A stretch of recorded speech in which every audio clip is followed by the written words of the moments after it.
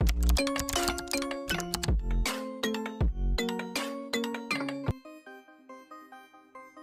And welcome guys.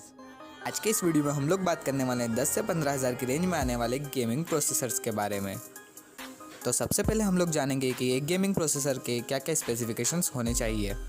तो शुरुआत करते हैं कोर्स से।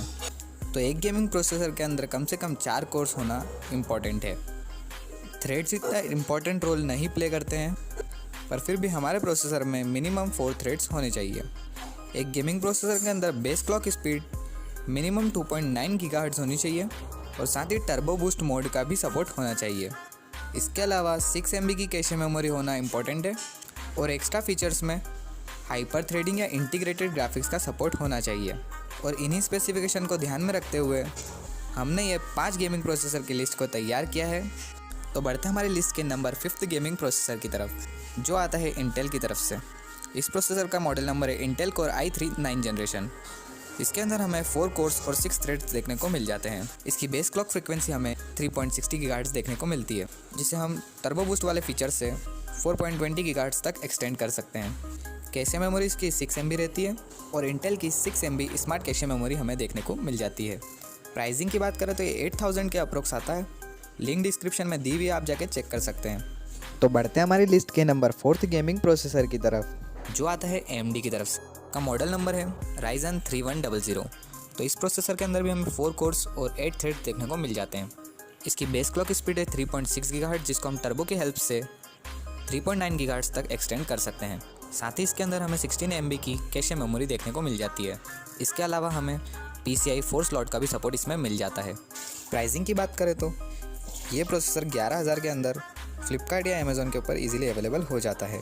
तो अब बात करते हैं हमारे लिस्ट के 3rd गेमिंग प्रोसेसर की, जो आता है इंटेल की तरफ से।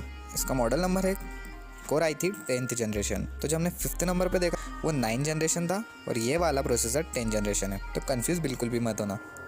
इस प्रोसेसर के अंदर भी हमें 4 कोर्स और 8 थ्रेड्स देखने को मिल जाते हैं।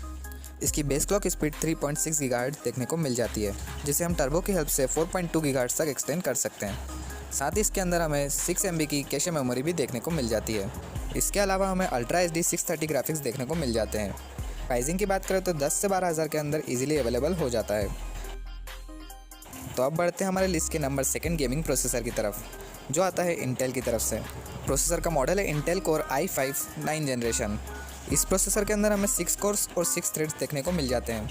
इसकी बेस क्लॉक स्पीड हमें 2.9 गीगाहर्ट्ज़ देखने को मिल जाती है, जिसे हम टर्बो की हेल्प से 4.10 गीगाहर्ट्ज़ तक एक्सटेंड कर सकते हैं। साथ ही इसके अंदर हमें 9 MB की स्मार्ट कैशे मेमोरी देखने को मिल जाती है। इसकी प्राइसिंग की बात करें तो ये हमें 11,000 के आसपास देखने को मिल जाता है। साथ ही इस प्रोसेसर के अंदर हम गेमिंग, लाइव स्ट्रीमिंग और वीडियो एडिटिंग तीनों बड़े आराम से कर सकते हैं। तो ये एक बहुत ही अच्छा पैकेज है। तो अब बढ़ते हैं हमारे लिस्ट के नंबर 1 गेमिंग प्रोसेसर की तरफ, जो आता है AMD की तरफ से। इसका मॉडल नंबर है Ryzen 3 3300X। तो इस प्रोसेसर में हमें 4 कोर्स और 8 थ्रेड्स देखने को मिल जाते हैं। बेस क्लॉक स्पीड 3.6 गीगाहर्ट्ज़ देखने को मिल जाती है, जिसे हम टर्बो की हेल्प से 4.3 गीगाहर्ट्ज़ तक एक्सटेंड कर सकते हैं। साथ ही इसके अंदर हमें 18 MB की मैसिव कैशे मेमोरी देखने को मिल जाती है। तो ये प्रोसेसर हमें 13,000 के आसपास देखने को मिल जाता है। ओवरऑल ये लिस्ट में नंबर 1 इसीलिए आता है क्योंकि इसके अंदर हमें हाई स्पीड 4.3 गीगाहर्ट्ज़ देखने को मिल जाती है। हमें 18 MB की कैशे मेमोरी भी इसमें देखने को मिल जाती है।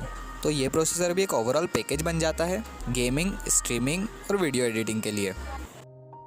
तो ये थे 10 से 15 हज़ार की रेंज में आने वाले गेमिंग प्रोसेसर्स। तो अगर आपको सिर्फ गेमिंग करनी है तो आप 3rd, 4th या 5th प्रोसेसर में जा सकते हैं, लेकिन अगर आपको वीडियो एडिटिंग और स्ट्रीमिंग भी करना है तो आपको 1st या 2nd प्रोसेसर के अंदर जाना चाहिए। तो गाइस बस वीडियो अच्छी लगी हो तो लाइक एंड शेयर जरूर कर देना और चैनल पे नए हो तो सब्सक्राइब करके बेल आइकन दबाना मत भूलना।